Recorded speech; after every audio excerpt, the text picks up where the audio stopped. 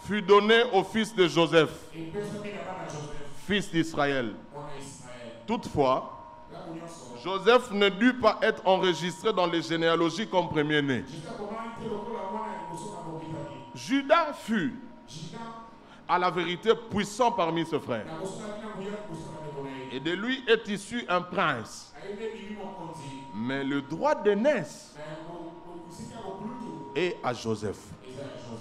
Écrivez Esther, chapitre 7, verset 1 à 6.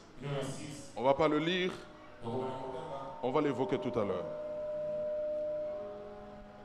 Après avoir parlé sur l'onction qui brise le joug, hier nous avions parlé sur rappelez-moi, l'onction de la destinée. J'ai tellement de choses de l'onction dans ma tête. Aujourd'hui, nous allons apprendre. C'est tellement beaucoup de choses que je vais parler rapidement. Nous allons apprendre sur les combats d'un oin. Les combats d'un oin. Et je vais insister sur la délivrance des premiers-nés. Parce que ce soir, les premiers-nés seront délivrés. Est-ce qu'il y a les premiers-nés ici? J'ai besoin de voir les premiers-nés.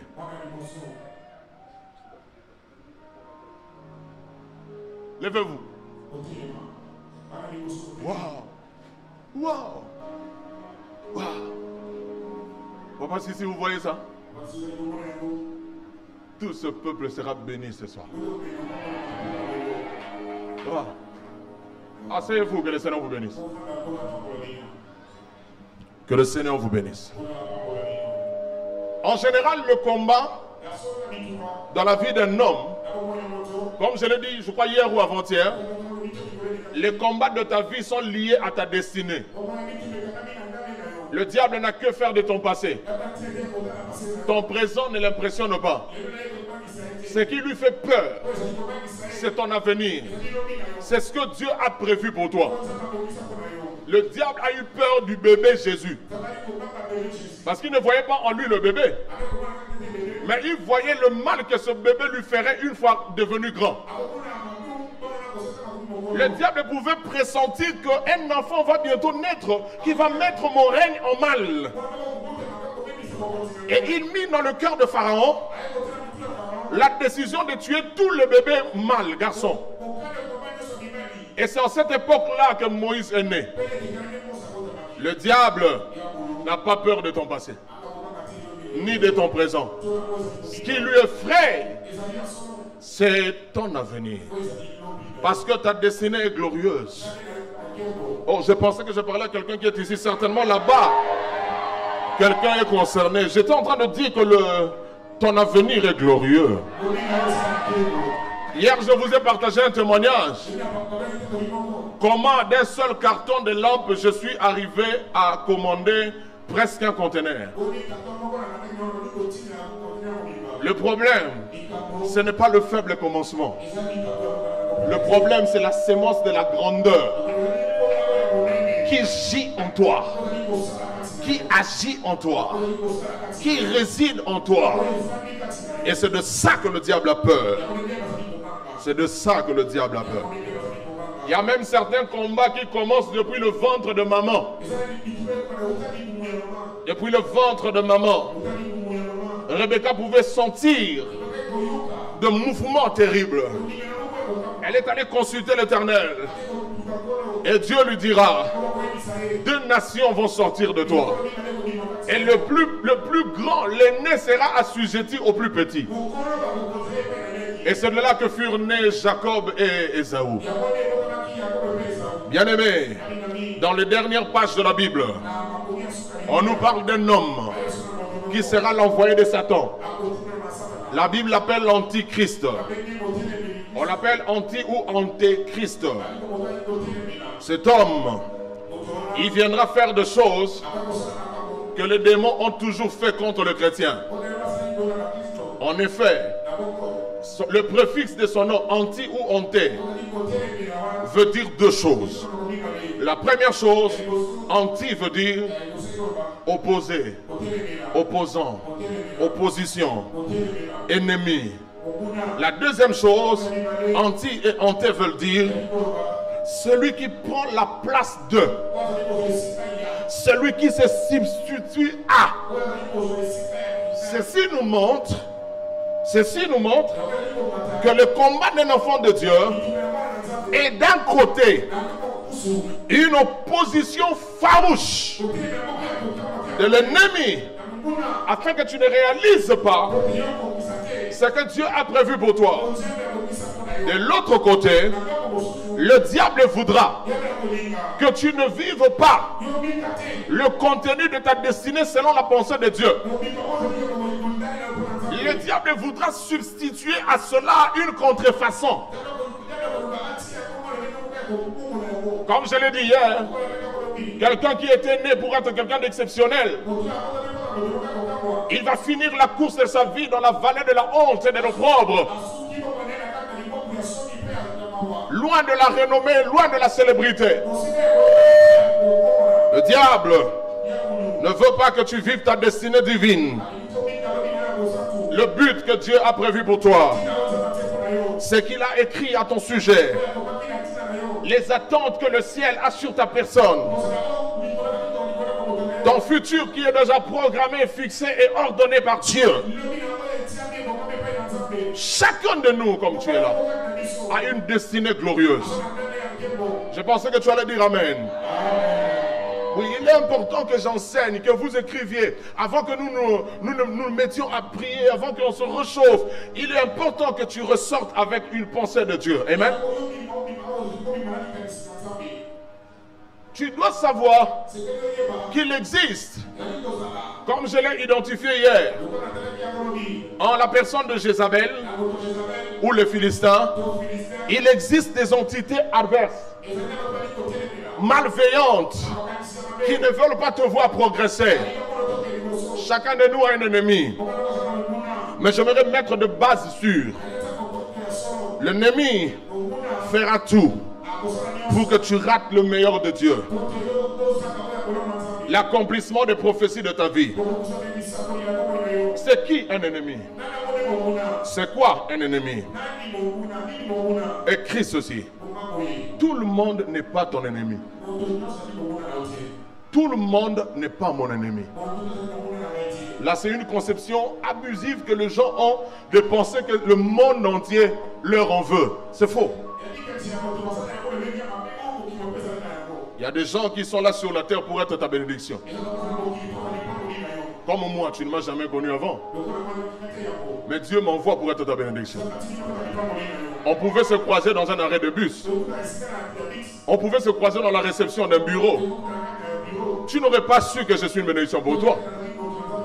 De la même façon, toi aussi, tu es une bénédiction pour moi. Beaucoup d'entre vous, cette nuit, ils ont prié pour moi. Sans que je ne leur demande. Vous êtes une bénédiction pour moi. Alléluia. Tout le monde n'est pas ton ennemi. Dis à ton voisin, tout le monde n'est pas ton ennemi. Surtout pas moi. Oh, dis-lui, tout le monde n'est pas ton ennemi. Surtout pas moi. Mais c'est qui un ennemi?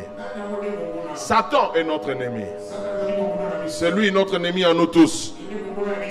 Et ce qui est grave avec ce type-là, c'est qu'il est même l'ennemi de ses serviteurs. Il ne leur veut pas du bien. Sinon, il laisserait tout le monde servir Jésus. L'ennemi, c'est tout pouvoir ou force maléfique qui émane de Satan, qui agit contre l'accomplissement du dessein de Dieu pour ta vie. Ça, c'est l'ennemi. Tout pouvoir qui dérange la mission de Dieu sur ta vie. Ça, c'est ton ennemi. Tout pouvoir qui hait, qui déteste ton désir d'atteindre la grandeur. Ça, c'est ton ennemi. Ton ennemi, c'est tout pouvoir qui n'est pas content quand tu progresses, qui ne veut pas te voir progresser. Moi, je suis diplôme, je suis allô, Guina, allô, yoka ba ennemi. Chômeur à Bagami Nambok. Abi Moussala. Quelle est la pamba? Ça peut papier à François, il veut commenter. Est-ce que tu es sûr de ce que tu dis? Il y a des gens comme ça, facilement. Ils n'aiment pas voir les autres progresser. Quand ils voient une jeune fille à bord d'un véhicule, d'une Jeep au volant,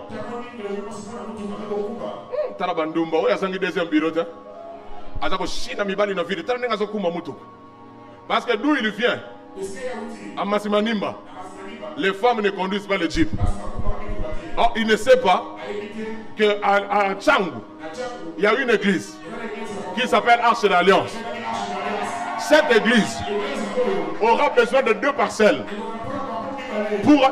pour constituer le parking. Je suis en train de dire, cet homme ne sait pas qu'il y a une église qui a besoin de 2 parcelles juste pour constituer le parking. Parce que même les ouvriers, les chanteurs, ils viennent au volant. Même les protocoles, ils viennent au volant de leur Jeep. Il existe une race. Il existe un peuple de Dieu, mis à part, qui ne vit pas les choses selon la conjoncture du monde. Il ne dépend pas de l'économie du Congo. Parce que la Bible dit, et mon Dieu, et mon Dieu, et mon Dieu, pourvoira à tous vos besoins selon sa richesse avec gloire en Jésus-Christ. L'ennemi, c'est ce pouvoir. Écrivez ça très bien. Ce point ici, écrivez ça bien.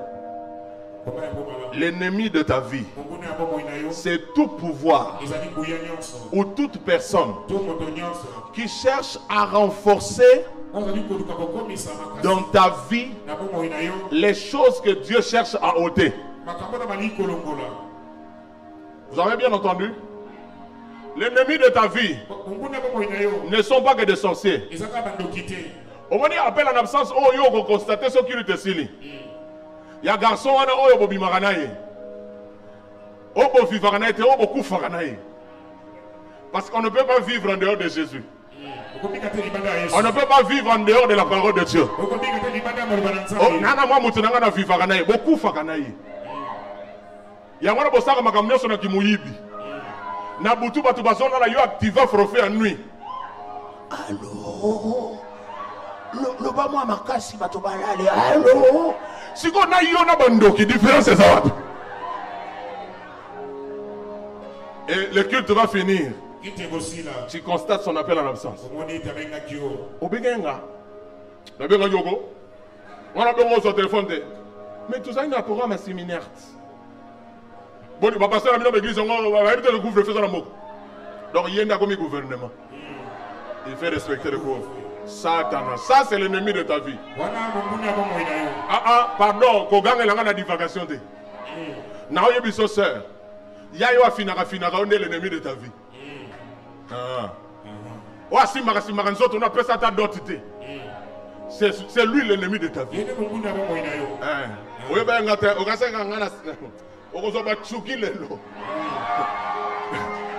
Donc, mon mio a so bengi lobi. Donc un hôtel, là il va hôtel à côté hôtel, là il va comme un hôtel. Tu peux ça comme un hôtel 20 bou 20. Au bien tu goûtes la porte noire, 20 bou 20. Il est payé quoi te le. A tu peux parfait. A ma type moto. Aïe. Allons lui payer là-bas. Celle-là, c'est l'ennemi de ta vie. Toute personne qui cherche à maintenir dans ta vie les choses que Dieu cherche à ôter, c'est celui-là l'ennemi de ta vie. Celui qui renforce le doute dans ta vie et qui diminue ta foi, c'est celui-là l'ennemi de ta vie. C'est toute forme d'héritage maléfique que vous ont légué vos ancêtres. Là je parle aux païens. C'est ça l'ennemi de ta vie.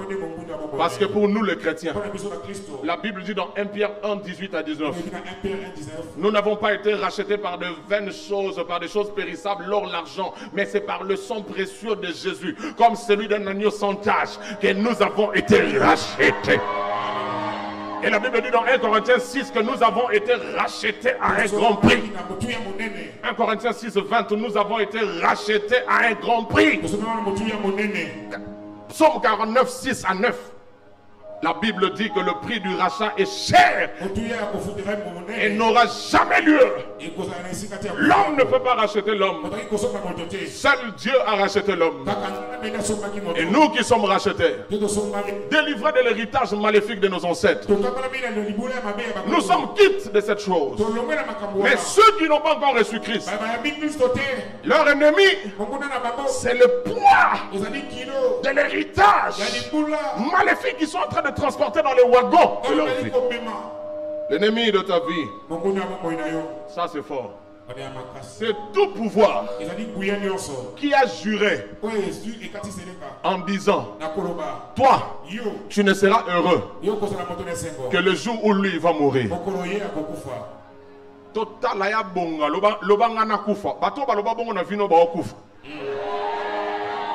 Amen, on est à Machombe. Toute personne dans Actes chapitre 23, les hommes ont fait des imprécations.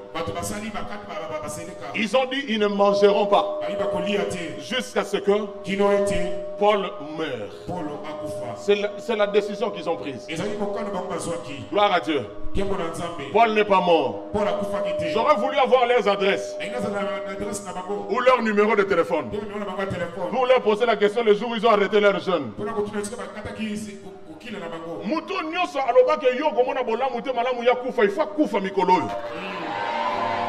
Amen. Bon, le qu'on a besoin d'hésiter pour le amen. Bakoufa n'a nous quitté. Avant Bakoufa, Bamona yo aussi mieux logo bango baloba qui yo aussi marajable.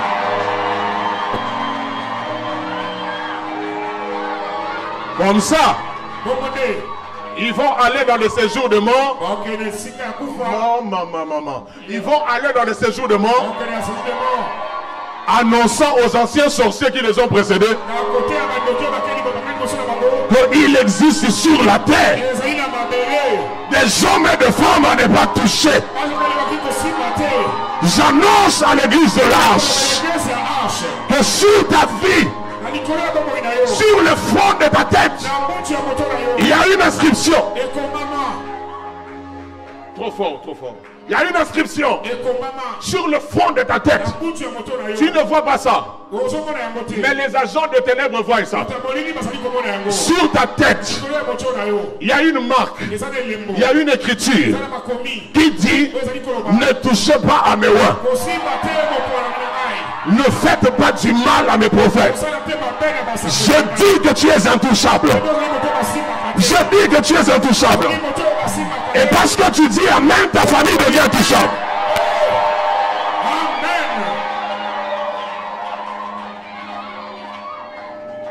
Il existe beaucoup de sortes de combats. Et même beaucoup d'axes.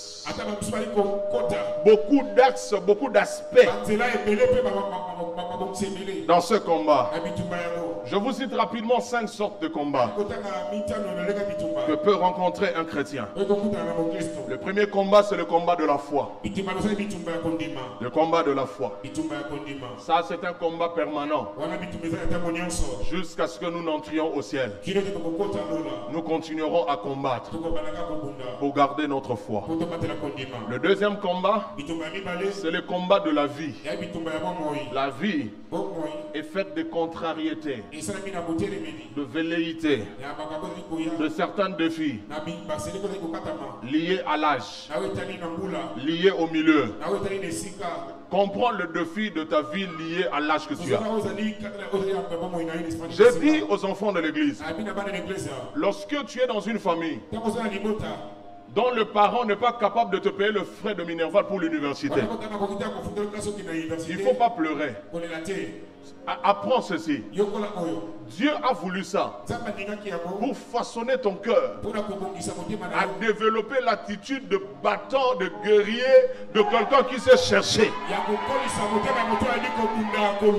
Tu ne seras pas cet enfant pour lequel on achète le lait de beauté jusqu'à 25 ans. Non. Commence à vendre le boudin. Mets ça au coin. Commence à vendre les omelettes. C'est lié à l'âge, c'est lié au défi de ta vie. C'est pas démoniaque. Comprends ça. Ça te façonne. Nous, toute la famille, on a vendu le pain. On dormait dans des boulangeries. À l'époque où le pain était difficile, il n'y avait pas assez de farine dans la ville. J'ai vendu le pain, la bassine là, le bassin du pain sur ma tête. J'ai sillonné tout Kanchachi. Jusqu'à Lubuaku là-bas pour ceux qui connaissent le sol. J'ai vendu de pain. J'ai même une photo sur Facebook où je vends le pain dans un coin de rue. Quand j'étais encore tout jeune là, j'ai vendu du pain. Vous savez, je suis licencié maintenant. J'ai distingué à l'UPEN. Je peux donner cours à l'UPEN. J'ai cherché le travail. Et j'ai cherché le travail. J'ai l'honneur de venir auprès de votre hôte. Donc, tellement j'ai l'honneur de venir auprès de votre hôte. Mais aucune haute autorité ne m'a jamais donné. Mais je suis dans les Tsumbiri Tekiri. J'ai découvert un endroit au port de Baramoto. Alors que tout le monde va chercher le poisson fumé, moi et mes amis, nous avions découvert un dépôt où un Libanais vendait de ketch en gros. Et c'est difficile de voir ce ketch-là, même au grand marché. Et nous allions acheter là-bas pour aller venir vendre à la cité. Si j'achète à $5, je viens vendre à $15. J'ai découvert le marché de Capella, derrière Maître Taureau. Il y a un marché là. Il y a des tissus qu'on vend là-bas, tu ne les trouves nulle part ailleurs. C'est comme des tombolas. J'achetais les tissus là-bas, je fais confectionner auprès d'un couturier et je vends cette chemise. Parfois même, on envoyait ça en Europe. Cousu au Congo, vendu en Europe. J'ai découvert la possibilité de commander des chaussures à partir de la Thaïlande. Et les chaussures arrivaient à Kinshasa. La vente était un peu lourde parce que le prix ne correspondait pas au pouvoir d'achat du Congolais. Les chaussures que je n'arrivais pas à vendre à $150, je les envoyais maintenant en Europe, où on me les vendait à 300 €, s'il vous plaît. Et 300 €, c'était, il fallait faire x 1,2 pour avoir l'équivalent en dollars. Voilà, bien aimé, ceux qui ont souffert, qui ont su se battre dans la vie, ils deviennent de personnes réfléchies, de personnes responsables. Tu auras le sens des responsabilités précoces parce que tu as eu à affronter le combat de la vie. Mafuta mbila bo kalingeli Thompson na pokwa to bwakata to bulumuni yango na mulanga koka lobi na tongo tana ko beta ver na nga loso bien sa kombi le même mafuta ça ressuscite et ça vient donner la couleur na loso na nga ya tongo systématique. Donc bobola et puis ça biso makoki to développer ba attitude économique. Gestion, il y a des déchets. Ah, il ne faut pas passer par ex Babola. Parce que les riches, ils sont gaspilleurs. Mais les pauvres, ils savent comment recycler. Ils ont la notion du recyclage dans le sang. Troisième combat, le combat du monde contre le monde. Le combat contre le monde. Le monde nous sera toujours hostile. Parce que nous ne sommes pas du monde. Bien aimé, tu dois le savoir. Quand on parle du monde, c'est un système qui est régi sur un fondement de licence. Licence, ça veut dire autorisation à outrance. Comme eux-mêmes le disent,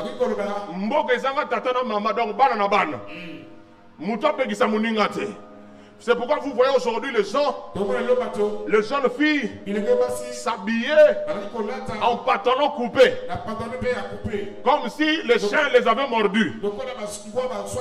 Ils appellent ça katafumbwa. Ils portent les Tchuna Baby.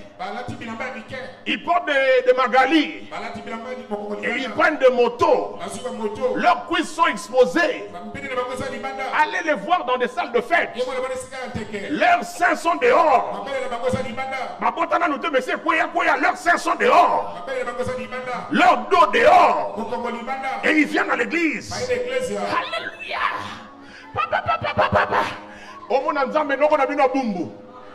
Qui tu as vendu beaucoup à Natal et à Combayes. Ton somme Moussou soit aventurier. On ne se moque pas de Dieu. Si tu es un enfant de Dieu, tu dois remporter la victoire sur la bataille contre le monde. Nous ne sommes pas du monde. Quand tu ouvres, tu allumes ton téléphone, voulais-je dire. Lis, fais de recherche. Enseigne, renseigne-toi, instruis-toi. Ne passe pas ton temps à regarder la nudité. Ce n'est pas digne de toi. Je disais que ce n'est pas digne de toi. Quatrième combat, c'est contre la chair. Ce combat, il est intérieur à toi. Le vieil homme, on se dépouille du vieil homme en s'imposant de grandes disciplines dans la vie. Les faiblesses que tu avais autrefois, comme recommenceront à te réclamer. Il te faudra de la maturité. Il te faudra du discernement. Tu dois avoir une vie disciplinée. Apôtre Paul dit, je soumets mon corps. Je le tiens assujetti. Il faut apprendre à assujettir ton corps. Un enfant de Dieu n'est pas dirigé par son âme, il est dirigé par son esprit. Oh oh. Oh oh. Un enfant de Dieu n'est pas dirigé par son âme, il est dirigé par son esprit. L'apôtre Paul dit, les désirs de la chair s'opposeront toujours aux désirs de l'esprit. C'est une réalité intérieure à ta vie. Quand on convoque un jeune dans l'église, c'est ce jour-là, un jeune coquille labilé. Un coquille labilé. Lorsqu'on convoque un jeune, on programme un jeune de prière à l'église. Nde estomac yo belaka na 1993 ezongaka. Nde solo dendo soko yoki yango netika ko kufa. Dendo ozwani na pas cholestérol na dendo. Na poso. Bambunda esili parce que mabumu na bine tondi bambunda. Ba poso fallait ça la bambunda et comme il lay à battre. Tu dois apprendre à dire non au désir de ta chair. Ces films que tu regardes ne sont plus dignes pour toi. Mais ça ramène à tes assemblants. Ce genre d'entretien que tu as sur te chat de WhatsApp ne sont plus dignes de toi. Tu es choriste, tu es protocole, tu es intercesseur, tu es un serviteur de Dieu. Tu comprends ça? Tu es un serviteur de Dieu. Apprends à te respecter. Et impose le respect autour de toi. Cinquième combat, c'est le combat spirituel contre Satan. contre Satan et son système.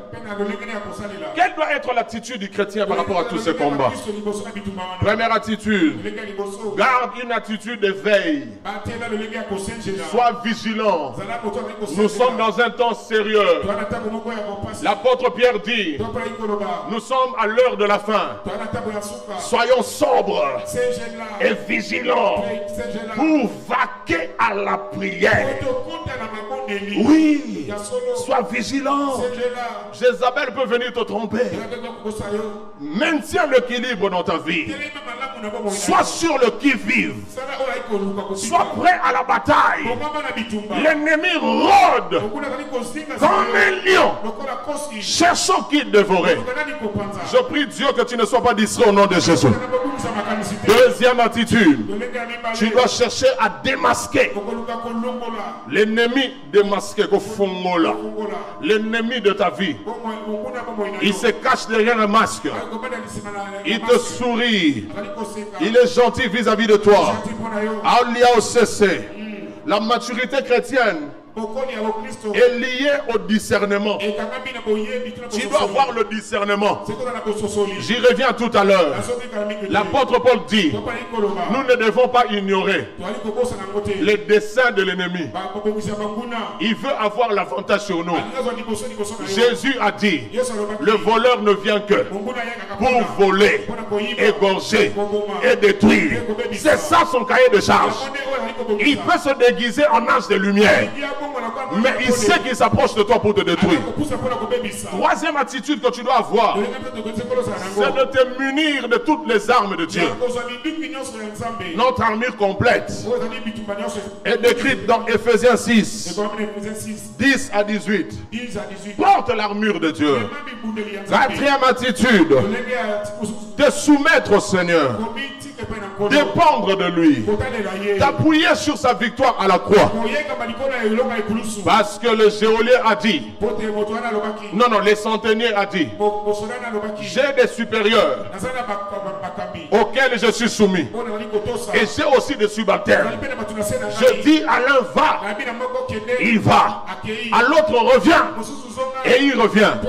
Ton autorité spirituelle, c'est fort, ton autorité spirituelle vis-à-vis de démons et de Satan dépend de ta soumission vis-à-vis de Jésus. 1. Ton autorité spirituelle vis-à-vis des démons et de Satan. 2. Dépend de ta soumission vis-à-vis de ton pasteur. Parce qu'il est ton supérieur. Alléluia. Amen. Je dirais même 3. Dépend de ta soumission vis-à-vis de tes parents. Lorsque vous lisez la Bible, dans Ephésiens 6, 1 à 3, la Bible dit quelque chose de fort. Mais nous ne faisons pas attention à ça. La Bible utilise 2 verbes. De ce qui doit être la responsabilité ou l'attitude des enfants vis-à-vis des parents. La Bible utilise 2 verbes. Le premier verbe, honorez vos parents. Votre parent, qu'il soit sorcier, qu'il ait maltraité ta mère quand vous étiez petit, qu'il ne vous ait pas pris en charge quand vous étiez enfant, il mérite votre honneur. Amen et qui dit, il mérite ton honneur. Mais le deuxième verbe qu'il y a dans Ephésiens 6, c'est l'obéissance. Maintenant, voilà comment la Bible parle de l'obéissance. Obéissez à vos parents selon le Seigneur. Donc, si ta mère te dit, donc, comme proxénète d'aller faire la prostitution, tu ne peux pas lui obéir. Parce que son conseil n'est pas selon le Seigneur. Mais quand tu auras quelque chose, pense à elle. Honore-la. Mais l'obéissance, tu lui obéiras selon le Seigneur. Donc si tu veux avoir le dessus sur le monde de ténèbres, tu dois comprendre les principes spirituels qui s'attachent à la notion de l'autorité. Maintenant, je vais vous donner les axes de combat qui arrivent dans la vie d'un chrétien. Premier axe, l'ennemi va t'attaquer dans le domaine de confiance en Dieu. Il te mettra à cœur de ne pas faire confiance en Dieu. De ne pas faire confiance en Dieu. Et quand cela t'arrive, tu vas douter de Dieu, de ses promesses et de son amour. J'arrive. Deuxième axe sur lequel l'ennemi va te combattre. Il va te pousser à ne pas obéir à Dieu. Dans le domaine de confiance, mais aussi d'obéissance. Dieu ne te demande pas de l'impressionner par ta façon de parler quand tu pries. Sokozoloba normal, nzambe na ngai. Mais sokozo sambela zombe. Zombe mokeli na lola pe mokeli. Ça n'impressionne pas Dieu. Ça n'impressionne pas Dieu. Ce qui impressionne Dieu, c'est la foi. Ce qui impressionne Dieu, je répète, c'est la foi. Je reprends, ce qui impressionne Dieu, c'est la foi. Jésus a admiré la foi du centenier. Jésus a été impressionné par la foi de la femme syro-phénicienne. Jésus lui dit, les pains c'est pour les enfants, pas pour les chiens. La femme lui rétorque, les petits chiens se nourrissent même de miettes qui tombent de la table des enfants. Jésus la regarde et dit, même en Israël, je n'ai pas vu aussi grande foi. Oh, je prie Dieu que ta foi impressionne Dieu. Yaya, attends ma foute sili. Yandula ma foute ambila. Et kalinga ma bien pour soleil diminuer. Zwango na nzeta kombo. Obendi na musapi. Na leka wana. Petit kango surtout langezoya. Petit kango pour ma collègue ma géographie te. Petit kango bien. Obimi. Okufate. Amen. Une sœur a été ma collaboratrice à l'église. Une sœur a été ma collaboratrice à l'église. Ok. Elle a passé des moments durs. Au point que pendant ses règles, elle n'avait même pas de bande hygiénique. Elle appliquait de feuilles. J'ai oublié le nom de l'arbre. J'ai oublié le nom de cet arbre. Elle a appliqué les feuilles d'un arbre à la place de la bande hygiénique. Bisso, tout ça, babola têtu. Soki na zangi jamais na kokoi sa médaille pour na zangi. Jamais na kosala lisumu pour na lia. Jamais na kosala kinduma pour na Android. Jamais. Jamais. Parce que je veux impressionner mon Dieu par ma foi et par mon obéissance. L'ennemi te combattra dans cet axe. Lorsque tu seras célèbre, la gestion de la célébrité est un axe du combat. La gestion de la célébrité est un axe du combat. Je fais un vœu avec Dieu. Je fais un pacte avec Dieu. Où qu'il m'amène, quelle que soit la hauteur où il va me placer, je resterai toujours l'homme du peuple. L'homme du peuple. J'ai un numéro de téléphone. Le seul numéro. J'en ai 8 au total. Mais il y a un numéro. Si tu l'appelles, c'est moi qui décroche. Si tu m'écris, je te réponds. Qui que tu sois. Sur quelle plateforme, réseau social, téléphone, SMS, WhatsApp, je réagis. Je dis à Dieu, où qu'il m'amène, je resterai l'homme du peuple. Je resterai l'homme du peuple. Apprends maintenant. Apprends maintenant que tu es dans la bassesse. Je voulais dire dans l'abaissement. Apprends à préparer ton cœur, à gérer la grandeur. C'est un axe de combat que l'ennemi pourrait utiliser contre toi. Quatrième axe, affronter la tentation. Tu auras la bataille de vertu. L'ennemi voudra, au quoi sa médaille, surtout na Kindumba, Garde ton corps pour Dieu.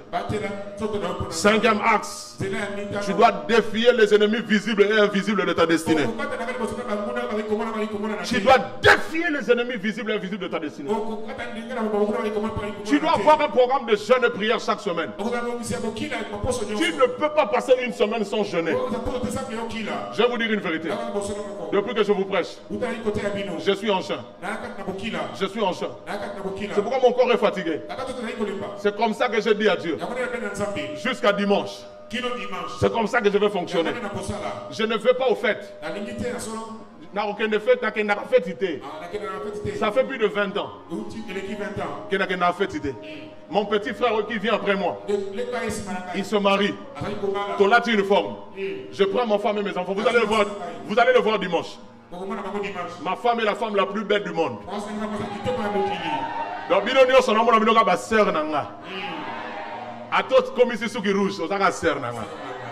Pour momi nanga, au monde dimanche.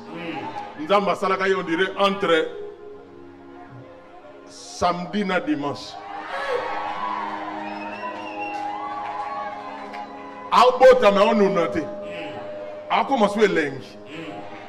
T'as célibataire, on s'en nuit blanche sur le loyo. Et Dieu m'a donné les beaux enfants du monde. Tous trois sont en HD. Personne n'est en analogie, donc ils sont en haute définition. Bon, moi d'abord dimanche, pour sentir. Ils sont en couleur.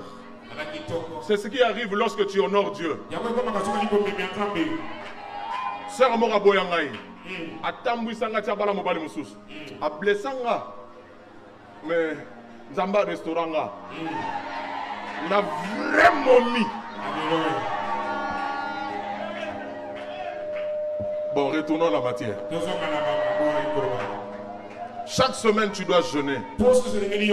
Tu dois avoir des principes dans ta vie. J'arrive dans la salle de fête avec ma famille. Mon petit frère médecin se marie. Nous entrons dans le parking. Il commence à descendre. Ma femme me regarde. Tu ne descends pas.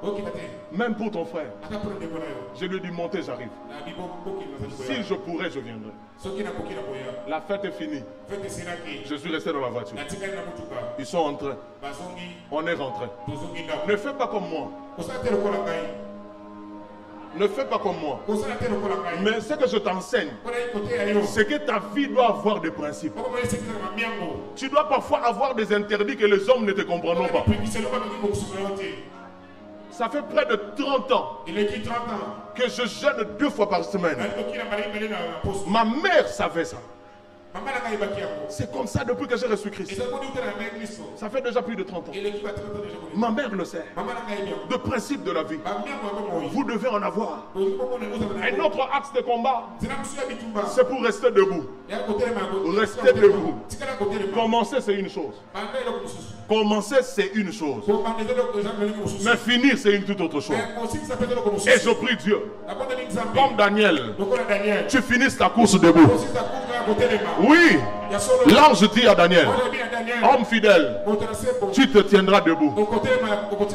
À la fin de ta course, tu te tiendras debout. N'ensemble l'ensemble pour nous. Au penguate. Yosa sindi le kerte.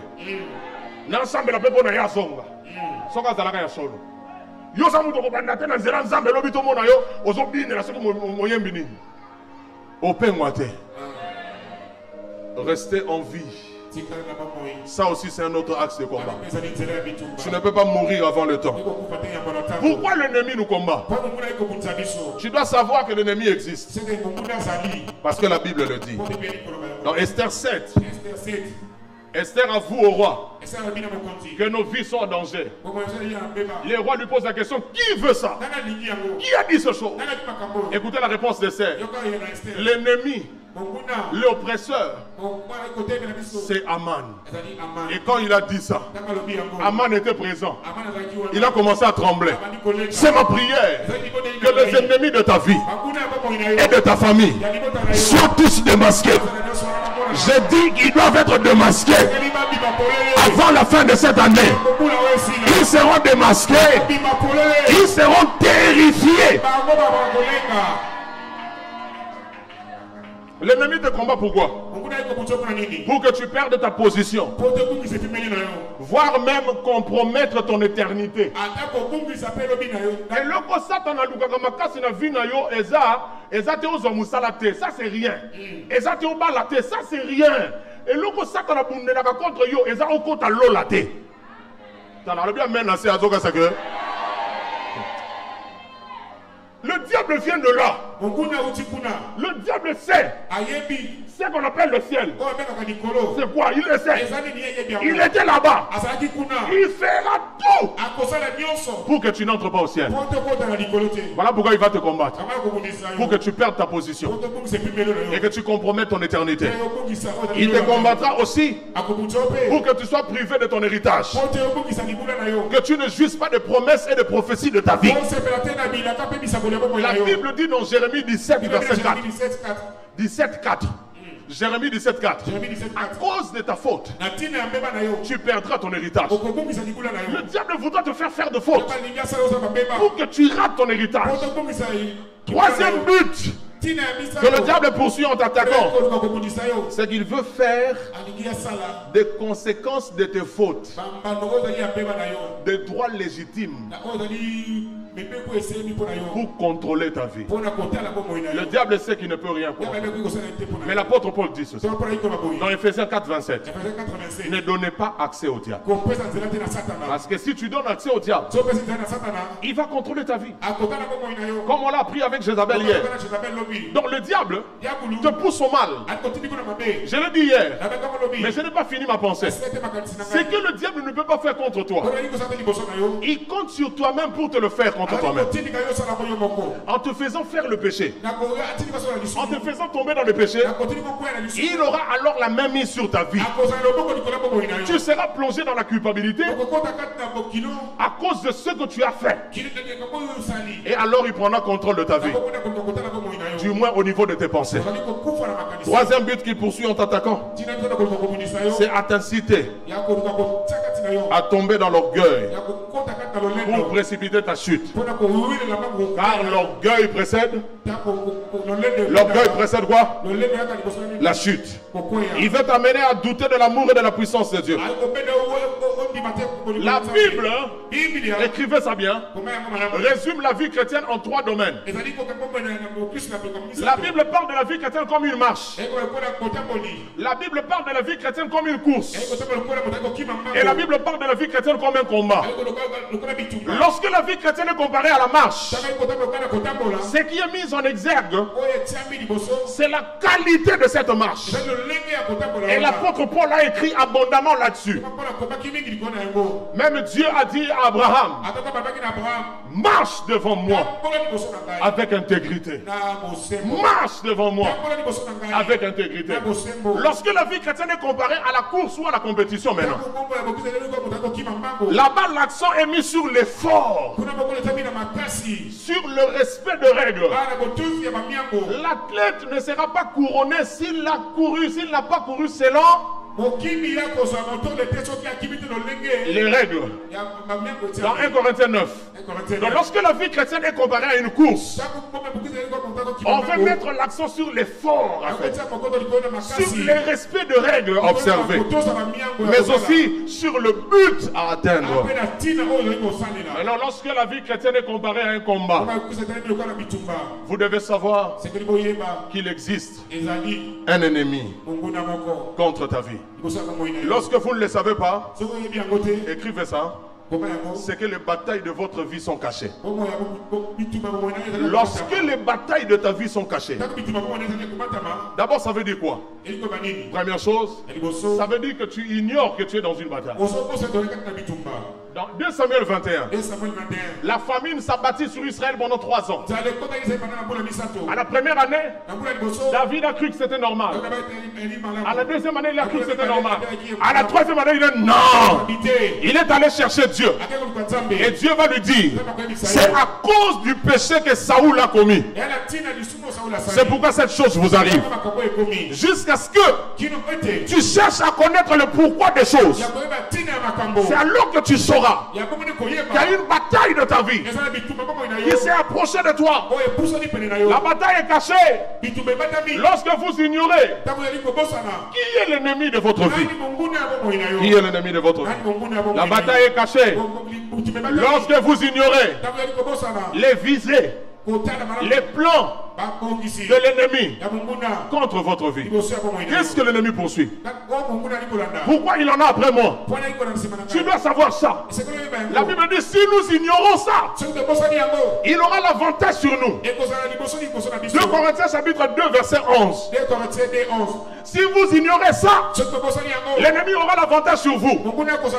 Lorsqu'il y a les batailles cachées dans ta vie, conséquence, ton ennemi aura le dessus sur toi. Deuxième conséquence, tu seras en train de subir des ravages et de constater des dommages. Les choses vont tomber sur toi. Malheur sur malheur. Problème sur problème. Tu ne sais pas qu'est-ce qui se passe. Job ignorait ce qui se tramait dans le monde spirituel par rapport à sa vie. Dieu a lutté en défiant Satan par rapport à la foi des Job. Job était ignorant de ce qui s'est passé dans le monde spirituel. Il a commencé à constater des dégâts dans sa vie, se suivre l'un après l'autre. Je prie Dieu que toi, tu ne sois pas comme Job. Je dis que tu n'es pas comme Job. Le Saint-Esprit est en toi. La Bible dit les choses que l'œil n'a point vues, que l'oreille n'a pas entendues, qui sont pas montées dans le cœur. Dieu nous le révèle par le Saint-Esprit qui sonde de tout, même les profondeurs de Dieu. Nous avons en nous l'agent divin. L'agent divin. Moko Nabozame. L'une des personnes de la Trinité qui nous révèle le secret de Dieu concernant nos vies. La Bible dit dans Psaume 89 verset 21-24 à propos de David, j'y reviens tout à l'heure. La Bible dit l'ennemi ne le surprendra pas, le méchant ne l'opprimera pas. Je suis en train de dire à quelqu'un, aucun malheur ne t'arrivera à l'improviste. Dieu te révélera d'avance tout ce qui se prépare autour de ta vie. Tu ne seras pas surpris. Fais ça, fais ça, fais ça, fais ça, fais ça. Dis, je ne serai pas surpris. Je ne serai pas surpris. Est-ce que quelqu'un est en train de m'entendre? La Bible dit dans Nombre 14 verset 29, tes ennemis n'ont pas d'ombrage. On ne peut pas s'apprendre à toi et se cacher. Parce qu'on a l'autre Mutumuka Finanga Kingo, Namona Elonginaete, Bandalelo. Nalobi Bandalelo. Muzobawana. Abou. Si quelqu'un ose s'apprendre à toi, Dieu te le révélera. Dieu te le révélera. Dieu te le révélera. Dieu te le révélera. Dieu te le révélera. Dieu te le révélera. Dieu te le révélera. La Bible dit dans le livre d'Ésaïe, les voiles sera ôté. Le voile sera ôté. Tu verras des choses clairement. Clairement.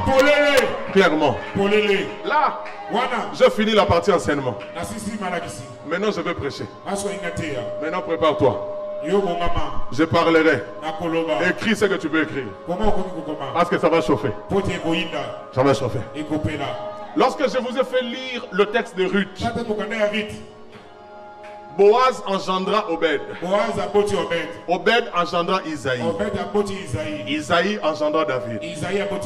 Ce texte nous révèle une loi spirituelle qui est écrite.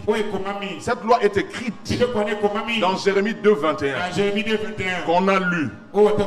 Dieu dit, je t'ai planté en un meilleur plan, une vigne féconde.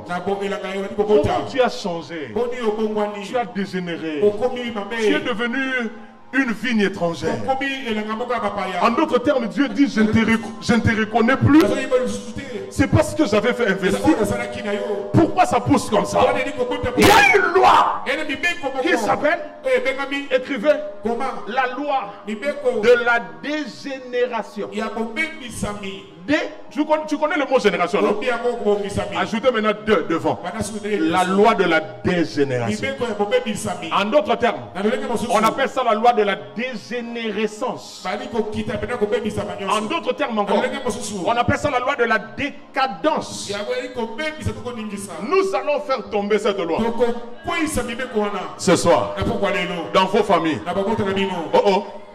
Oh, je dis dans ta famille, ça va tomber ce soir. Qu'est-ce qui se passe? On nous donne l'arbre généalogique de Péretz. Péretz est l'enfant de Judas qu'il a fait avec sa belle-fille du nom de Tamar. Et parmi les descendants de Péretz, on nous cite les 4 derniers. Les 4 derniers le plus célèbres. Boaz, qui était le mari de Ruth, il engendra Obed avec Ruth. Obed engendra Isaïe. Isaïe s'appelle aussi Jessé. C'est le papa de David. On l'a appelé Jessé pour ne pas confondre son nom avec le prophète Isaïe. Boaz, Obed, Jessé ou Isaïe et David. Maintenant, remarquez avec moi, la Bible présente Boaz comme l'homme le plus riche de Bethléem. Il avait des champs, des serviteurs, de combien? Il pouvait parler à l'assemblée provinciale. On parle de la porte de la ville. Il pouvait parler aux anciens. Quand il parle, les anciens secouent la tête. Ndio papa. Parce que c'était quelqu'un de puissant, de très riche. Maintenant, je m'étonne de constater que son petit-fils, Isaïe, le papa de David, la Bible le présente comme un moins que rien. Un homme minablement pauvre. D'une pauvreté telle que même les autres pauvres ont pitié de lui. Ça, c'est Isaïe. Je pose la question. Comment d'un grand papa, Coco, Boaz, très riche, nous avons à peine à la 3e génération un petit-fils qui soit aussi pauvre comme le papa de David. Comprenez que la loi de la dégénération a pris place dans cette famille. Boaz était tellement influent que dans 1 roi 7, 21, lorsque un de ses petits-fils, Salomon, va bâtir le temple, il va élever une colonne dans le temple. Il va nommer cette colonne Boaz. Comme vous avez des colonnes ici, dans le temple de Salomon, chaque colonne avait des noms. Et l'une des colonnes portait le nom de Boaz. Une façon d'immortaliser celui qui a été l'homme fort de la famille. Mais non, qu'en est-il d'Isaïe? Petit-fils Coco de Boaz. Papa de David. 1 Samuel 17, 12. La Bible dit qu'il était vieux. 2 1 Samuel 17, 21. La Bible dit qu'il n'avait que peu de brebis. 3 1 Samuel 17, 58. La Bible dit que son nom n'était même pas une référence en Israël. On ne le connaissait pas. 4 1 Samuel 18, 18. Un homme sans importance. C'est ce qu'était Isaïe. 5 1 Samuel 18, 23. David. Oh mon Dieu. Mon Dieu. Mon Dieu. Mon Dieu. Le papa était tellement pauvre que la pauvreté du papa a affecté la mentalité de ses enfants. Lorsque David, on va lui proposer de devenir le gendre du roi, il dit, moi, Qui suis-je pour devenir le gendre du roi? Je suis un homme de peu d'importance. Son frère, Eliab, lorsque David descendit dans les champs de bataille avant de tuer Goliath, son frère lui dit, je connais ton orgueil. Qu'est-ce que tu es venu voir? C'est seulement pour venir voir le combat que tu es là. À qui as-tu laissé le peu de brebis dans le désert? Tous les enfants savaient que leur papa n'était pas riche. Leur papa était moins que rien. Je prie Dieu. Je prie Dieu. Et je prie pour toi que la pauvreté de tes parents n'empoisonne pas la vision de ta vie. J'étais en train de bénir quelqu'un. J'annonce que la pauvreté que tu as connue dans ton enfance n'affectera pas ton self-estime. Tu ne te verras jamais bon à rien. Laissez-moi vous dire, mon père, avant de mourir, n'a jamais payé un billet pour que j'aille, ne fût-ce qu'au Bas-Congo, où se trouve le cimetière de mes ancêtres. Mais le Père Céleste, que je sers, m'a fait voyager dans le monde. Si je te cite le nom des pays où je suis allé, tu seras scandalisé. Je suis en train de dire à quelqu'un, la pauvreté de tes parents ne détermine pas ton avenir. Oh Dieu, à qui je parle?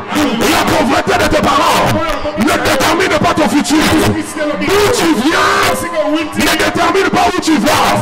D'où tu viens ne détermine pas où tu vas. À partir de ce soir, comme tu es en train de dire amen, je t'informe, l'écriture de Dieu sur ta vie est écrite avec une encre langue que personne ne peut effacer. Elle est écrite avec le sang du pacte, le sang de l'alliance. Je parle du sang de Jésus-Christ. Ce qui est écrit à ton sujet ne tient pas compte de ce qu'a été ton père. Je réponds. Ce qui est prévu pour toi ne tient nullement compte de ce qu'a vécu ton père, de ce qu'a vécu ta mère. Je suis en train de dire à quelqu'un, si ton père pouvait revenir à la vie, si ton père pouvait ressusciter, il sera fier d'avoir eu un garçon qui aura accompli 1000 fois, 1 million de fois ce que lui n'a pas bien accompli. Ton avenir est glorieux. Je ne te connais pas. Je ne peux donc pas te flatter. Je ne peux pas te flatter. Je te dis la vérité. Ton avenir est glorieux. Ton avenir est glorieux. Il n'a rien. Cet avenir n'a rien à voir avec ton passé. Alors rien du tout. Saoul dit à Jonathan, tu ne sais pas que c'est honteux d'avoir pour ami l'enfant d'Isaïe. C'était honteux d'avoir pour ami l'enfant d'Isaïe. Isaïe, petit-fils de Boaz, l'homme riche de Bethléem. C'est maintenant honteux si l'enfant d'un riche devient l'ami de l'enfant d'Isaïe. C'est quoi la dégénérescence? C'est quoi la dégénérescence? Rapidement. C'est le fait de perdre les qualités naturelles de ta race, de ton espèce. C'est le fait de ne pas avoir autant de noblesse. Allez dans les dictionnaires, vous allez trouver cette définition, c'est facile. Écrivez seulement définition de dégénérescence ou dégénération. Les dictionnaires vont vous dire ce que je vous dis maintenant. Vous perdez la qualité de vie qu'ont mené vos pères ou vos grands-parents. Vous perdez les vertus, les mérites. Vous n'arrivez pas à suivre leurs bons exemples. Là où ils étaient excellents, vous êtes bons. Là où ils étaient bons, toi tu es mauvais. Là où ils étaient mauvais, toi tu es pire. C'est-à-dire tu es en dessous du niveau que tes aïeux ont vécu. Cette loi affecte tous les domaines de la vie. Dans les domaines moraux, là où les grands-parents et les parents ont servi Dieu, ont vécu dans la piété. Ils ont vécu dans la piété. Mais toi, tu viens vivre une vie dévergondée dans la perversion. Ton père, comme mon père, a vécu avec une seule femme pendant près de 50 ans. Donc ça ne se justifie pas que moi, je cherche une deuxième femme. Ça sera la dégénération. Ça sera la dégénération du point de vue moral. Mais du point de vue matériel, les papas ont été riches, les enfants pauvres, les petits-enfants pauvres. Le cas de Boaz et d'Isaïe. Dans le cas de réalisation, d'accomplissement, les papas ont réussi. Les grands-parents ont connu du succès, le progrès. Mais les enfants et les petits-enfants connaissent le chèque. Ils connaissent le chaos. En ce qui concerne la santé, les arrière-parents ont vécu longtemps en bonne santé. Mais les enfants et les petits-enfants sont foudroyés par des maladies inexplicables. Ils meurent précocement. Ils meurent prématurément. Ils meurent jeunes. Ils ne vieillissent pas. La Bible dit, même l'homme de 100 ans sera comme un jeune homme. Il sera fort. Moïse avait 120 ans. La Bible dit que ses cellules nerveuses ne s'affaiblirent pas. Il voyait clair avec ses deux yeux. La Bible dit que ceux qui se confient en l'Éternel, ils renouvellent leur force. Ils sont comme des aigles. Ils courent et ne se fatiguent pas. Ils volent et ne se lassent pas. Mais d'où est venu le fait que nous connaissions maintenant une courbe descendante? Les enfants, au lieu de monter, ils descendent. Au lieu de monter, ils descendent. Dieu m'a envoyé ce soir, comme le prophète de ta vie. Je prophétise sur toi. Ce soir, c'est par toi. Je dis c'est par toi que la courbe de ta famille va se redresser. Je prophétise que c'est par toi que la courbe de ta famille va se redresser. Oh mon Dieu, est-ce que je parle à quelqu'un? C'est par toi que la courbe de ta famille va se redresser. Je déclare que tu vivras mieux que tes parents. Aïe aïe aïe aïe aïe aïe. Tu vivras mieux que tes parents. Tu vivras plus longtemps que tes parents. Tu seras plus riche que tes parents. Tu seras bon chanteur mieux que tes parents. Écoutez-moi, recevez-moi comme un prophète. J'annonce ce qui a tué ton père. C'est la maladie qui a tué ton père. Ne te tuera pas. Aïe aïe aïe. Je dis la maladie qui a tué tes grands-parents ne te tuera pas. Ce qui a empêché ton père de faire de grandes choses ne t'arrêtera pas. Ce qui a bloqué ton grand-père de devenir un notable du village ne t'empêchera pas de devenir député dans ce pays. Ne t'empêchera pas de devenir ministre dans ce pays. Ce qui a combattu tes parents ne te combattra pas. Ce qui a vaincu tes parents ne te vaincra pas. Si je suis un homme de Dieu, voilà ce que je déclare. Tu réaliseras mieux que tes parents. Tu accompliras mieux que ta mère. Tu visiteras le pays que ton père n'a jamais vu. Même à la télévision, tu sillonneras le pays que ta mère n'a jamais rêvé de piétiner au nom de Jésus. Passe ici, dans cette église, il y a des femmes d'affaires. Bakosakana Dubaï, Bakosilisa Dubaï Impact, Bakosambusa Mwanzu. J'annonce, il y a ici des gens qui auront des abonnements dans les sociétés d'aviation.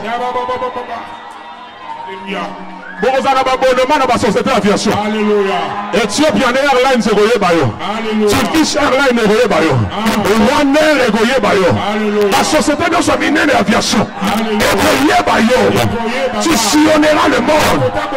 D'ailleurs, si tu as la foi, tu reçois cette prophétie.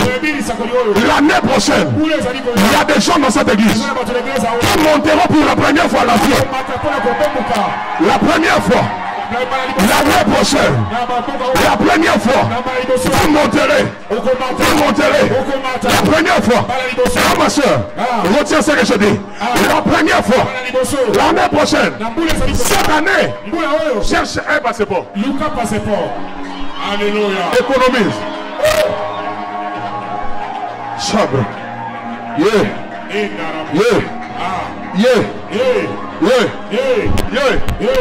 Qu'est-ce que la Bible dit à propos d'Isaïe? Rien. Qu'est-ce que la Bible dit de ce que Obed a fait? Rien. Même pas une phrase. Alors que le jour de sa naissance, on lui a donné un nom prophétique. Toute la ville a été en ébullition. Tout ça en vain. Il a porté un nom prophétique dont il n'a pas vu la réalisation. Il a porté une destinée dont il n'a pas vu l'accomplissement. Mais moi je déclare sur toi, tu ne vivras pas en vain. Tu ne vivras pas en vain. Je te dis la vérité. Ta vie ne passera pas inaperçue. Tu vas marquer des millions de gens. Tu vas bâtir des entreprises. Et même tes enfants, jusqu'à la 1000e génération, si Jésus ne revenait pas, ils vont trouver des choses que tu auras construites, des entreprises que tu auras initiées. Je le déclare au nom de Jésus. Aujourd'hui tu vends du pain. Demain tu auras une boulangerie. C'est demain toi qui auras une boulangerie. Et il y aura un nom. Si qu'on va dire c'est parti, c'est ton nom qu'on saura.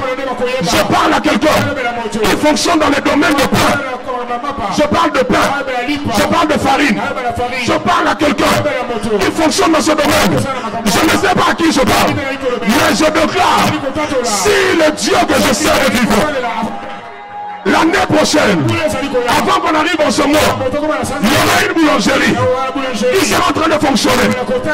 Entre nous, Ésaïe 61, verset 4, la Bible dit, ils le rebâtiront sur d'anciennes ruines, ils le relèveront l'antique décombre, et ils renouvelleront des villes ravagées, dévastées depuis longtemps. Dieu va restaurer la gloire de ta famille à partir de ta vie. Qui me donne le plus grand main de la maison? Je prie Dieu que tu sois le David. Que tu sois le David de ta famille. Écoutez, là où Obed a échoué, là où Isaïe a échoué, David, le fils d'Isaïe, va recevoir une onction. Et c'est cette onction qui lui permettra de relever la grandeur du nom de sa famille. Écoutez la bonne nouvelle. Jésus, dans la Bible, n'est pas appelé fils de Boaz. Jésus n'est pas appelé fils d'Obed. Jésus n'est pas appelé fils d'Isaïe. Mais Jésus, dans la Bible, est appelé fils de David. J'annonce que de toi sortiront les hommes et les femmes qui seront encore plus influents que toi.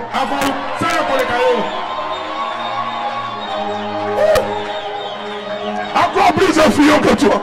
Alléluia. Que par toi, les alliances fortes et puissantes soient établies entre le ciel et ta famille. J'annonce à partir de toi les alliances maléfiques, les hôtels de ténèbres tombent l'un après l'autre. Dans ta vie, dans ta foi, alors que tu dis Amen, il y a une alliance qui s'établit entre toi et et ta famille à partir de ce soir. Au nom de Jésus était bébé. Simeon le porte. Il dit à Marie, voici, cet enfant est destiné. Dis après moi destiné. Non, crie très fort destiné. Cet enfant est destiné à amener la chute et le relèvement de plusieurs en Israël et à devenir un signe qui provoquera la contradiction. À partir de maintenant, comme tu lèves ta main droite devant l'autel de Dieu, par ta vie, les ennemis de ta famille sont renversés. Ils vont connaître la chute. Les ennemis de ta vie vont connaître la chute. Et ce que Dieu t'a donné comme compagnon de destinée, ils seront relevés. Tes frères sont relevés. Tes sœurs sont relevées. J'annonce que l'onction de relèvement circule dans la maison. L'onction de relèvement circule dans la maison. L'onction de relèvement circule dans la maison. L'onction de relèvement circule dans la maison. L'onction de restauration circule dans la maison. Au nom de...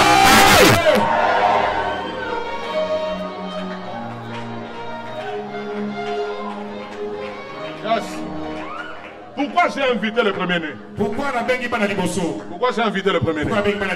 Tout premier-né est né pour être grand. Tout premier-né est né pour être une référence. Tout premier-né est né premier ou première pour servir d'exemple aux sœurs et aux frères qui viendront après lui. C'est lui le premier héritier. La Bible lui reconnaît le droit de naissance. S'il est né dans une famille royale, il a le droit de succession. Dans la Bible, Israël en tant que nation est appelé premier-né de Dieu. Parce qu'ils sont les premiers à bénéficier de l'alliance que Dieu a conclue avec Abraham, Isaac et Jacob. Quels sont les droits et les privilèges du premier-né? Il avait droit, selon la coutume de la Bible, à la totalité, à la moitié ou à la double portion de l'héritage que papa laissait. Deuxième avantage, tout premier-né, écoutez ça, c'est une prophétie. Dans la Bible, tout premier-né avait droit au sacerdoce. En d'autres termes, tout premier-né devait servir Dieu dans la famille. C'est ce qui va arriver. Je dis c'est ce qui va arriver à tous les premiers-nés de vos familles. Tout premier-né était donc consacré à Dieu. Depuis le jour où Dieu a tué le premier-né des Égyptiens, il s'est consacré à lui. Tous les premiers-nés des enfants d'Israël. Donc un premier-né doit être plus responsable. Un premier doit être plus responsable. Il doit être plus excellent. Il doit être plus distingué que ses petits frères et petites sœurs. Mais il y a un mystère dans la Bible. Il y a un mystère dans la Bible que je vais offrir tout à l'heure. La Bible dit dans le psaume 89, verset 23, verset 28. Psaume 89, verset 28. Dieu dit de David, Dieu dit au sujet de David, je ferai de lui le premier-né, le plus haut placé, le plus élevé des rois de la terre. Vous voyez la position du premier-né? Il doit être le plus haut placé, le plus élevé. C'est ça la volonté de Dieu. Il représente les prémices, le premier fruit, symbole de la vigueur de la jeunesse.